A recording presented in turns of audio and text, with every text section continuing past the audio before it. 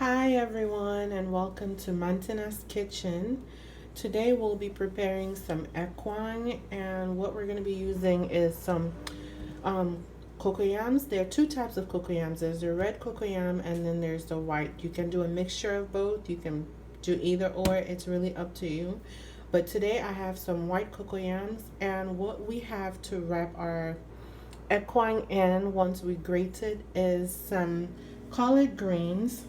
Now, you're welcome to use cocoyam if you're able to purchase it at your local store, African store. However, I do not have that access to purchase cocoyam leaves. I have seen people use spinach. I've seen turnip leaves. I've seen so many different things. It's all the same. Most of the time, they all taste the same. It's just a matter of wrapping it in something that will hold it. So for the first step, we are going to wash our cocoyams. They have been peeled, and soon I will begin to grate or use a grater to get this into like a paste almost. And once we get to that part, I will be showing you how it is done. But for now, let's go ahead and wash our cocoyams, and then I will show you how our next step goes. Alright, so I have washed my cocoyams. They're right here, and I have my grater and a bowl to trap the mixture or the cocoyams once I'm done grating it. I use the small side of the grater because that tends to make it a little bit more mushy, which is what you want. That's the consistency you want.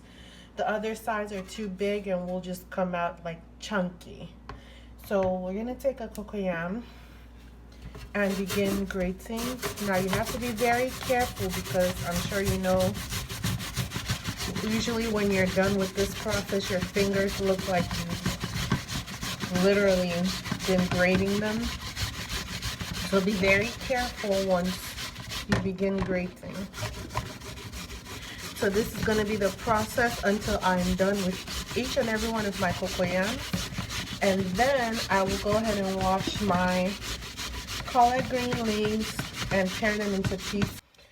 Alright guys, I'm back with my grated cocoyams and my collard greens, which I've already gone ahead and prepped. All I did was take the collard greens off the stem by doing so, just peeling it or tearing it off, I should say.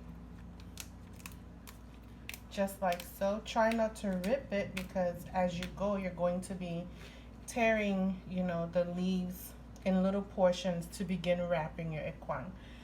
So these are the leaves. I've gone ahead and washed them thoroughly because I've discovered a lot of times there's sand in them, and when you're chewing, I can't stand that feeling. But anyways, we've gone ahead and washed it.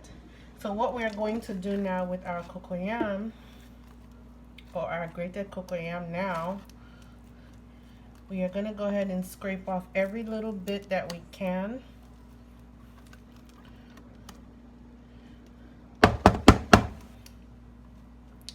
And then from here, this part is completely optional. You can go ahead and add a little bit of salt just for taste and a little bit of Maggi. Some people do this now. Some people wait till when everything is completely tied or wrapped in the leaves and you're ready to cook everything together. But I just prefer it also this way because it adds a little flavor or taste to your grated cocoyams while it's in the, being wrapped up in the leaves. So here you go. And just mix it until it's completely blended in with all of the cocoyam. And at this point, I also have my pot that is prepped with some palm oil at the bottom. You're going to be lining the bottom of the pot with the cocoyam, and as you go, it'll fill up the pot. I prefer to use a big pot because when you start to put all your ingredients together, it tends to spill if you have a small pot. I just used my cocoyam, my palm oil, I'm sorry. Whatever palm oil of your choice, whatever works for you, go ahead and use it. So what we are going to do now is start wrapping our ekwang in the leaves. So some people use a spoon to scoop it. I've done it either way. It's your choice. By doing so, you just put a little bit in the leaf and wrap. I'm not the best at wrapping it, don't judge me, but do the best that you can. And I also advise that you wrap it in very little sections so it holds. I've discovered that the bigger you wrap it, it just kind of unravels in the pot and becomes a mushy mess. But you know, again, I'm not an expert, and I started out that way until I got a little better. So I'm going to do this until my pot is completely filled and I'm done using all of my ekwang, and I will see you in the end. Welcome back, everyone. So my ekwang is done. I'm done tying it. We are at the point where we're getting ready to cook, so we'll be doing the final additions to our pot. So I have here some assorted fish, stuck fish, dry fish. We're just gonna throw that in there.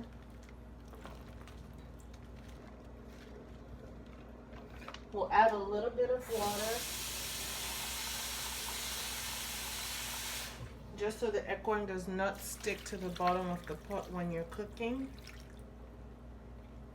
I have some turkey right here.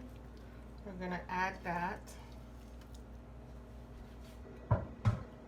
Some blended spices, which is just onion, garlic, pepper. It's optional, you don't have to, but I just wanted to add a little bit of spice to it.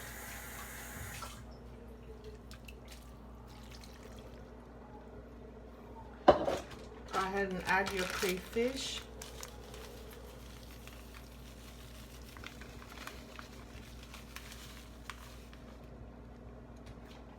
A little bit of country onion from Cameroon.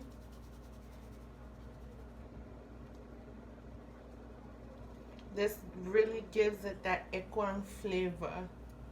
It's very tasty when you add it. Just a little bit to your ekwang. And last thing is some palm oil. Again, any palm oil of your choice. Just add very little. And we are going to let our ekwang cook for probably, I'd say an hour, if not an hour and a half, but you have to check it in between to make sure it's not sticking to the bottom. You may have to add water in between. Oh, I also forgot to add a couple more things.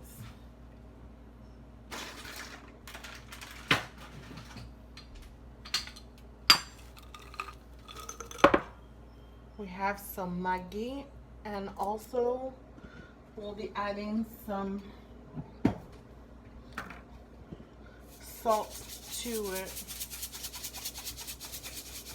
Sorry, I'm not dressed appropriately to be on camera, guys, but us Africans are always in rapa or something, and I just didn't think it would be appropriate to be on camera for those of you who are not used to the way we dress, at home at least. So about 2 to 3 Maggi cubes.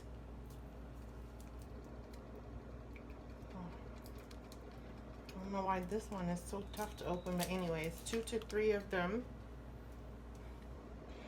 You can adjust it towards the end when you taste, once all the mixture starts to blend together. You may have to adjust it, add a little bit more of Maggi or salt, whichever one you want at the end, but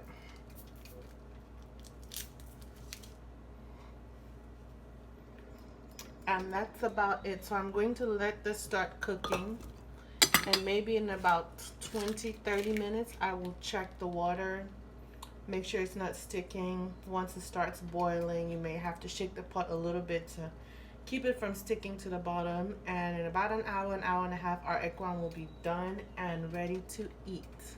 Thanks guys for watching. I hope you enjoyed my very first video. I may have talked too much. You can leave some comments at the bottom, or wherever in order to tell me what I missed or what I can do better on. But in any case, I'll be back in an hour, show you a quick picture, and thank you guys for watching. Alright, so this is the end product of our ekwang. Probably in another 20 or so minutes it should be fully cooked. I'm just gonna let it simmer, maybe stir it a little bit once or twice, and that should be all. I added a bit of onions at the end, but this is what we have. Enjoy, guys. Let me know how your ekwang turned out.